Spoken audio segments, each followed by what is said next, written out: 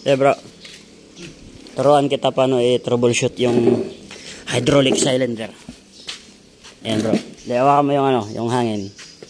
So itong hydraulic cylinder ay wala nang puwersa,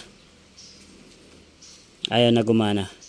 So para ma-isolate natin yung problema, para malaman kung ito talaga yung may problema, so tetest natin ng hangin. Lagyan mo ng hangin to dito, tapos lalabas yan. Pag lumabas dito tapos may nalabas pa rin dito na hangin, ibig sabihin may internal leak, may problema yung packing sa loob. Sige, hanginan mo nga. Ayan, ayun, good. Ayan, pag sagad na to, ayaw na gumalaw, dapat dito stop na, wala nang hangin. Sige, hanginan mo. Ayun, may hangin pa rin. Sige, diretso lang. Okay, may hangin pa rin. May hangin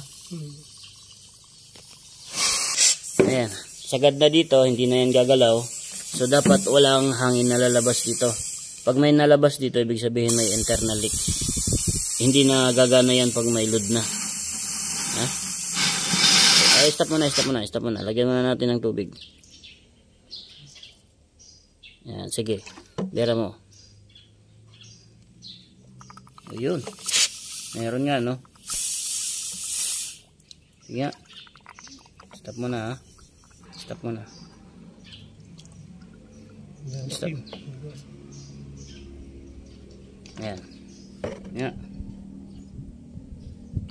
Ayun. May internal leak. So, confirm. Packing. So, ito rin yung sign na nasira yung packing kasi gas-gas na. Pero confirm na. Babaklasin natin yan. Confirm na siya yung may problema. Di ba?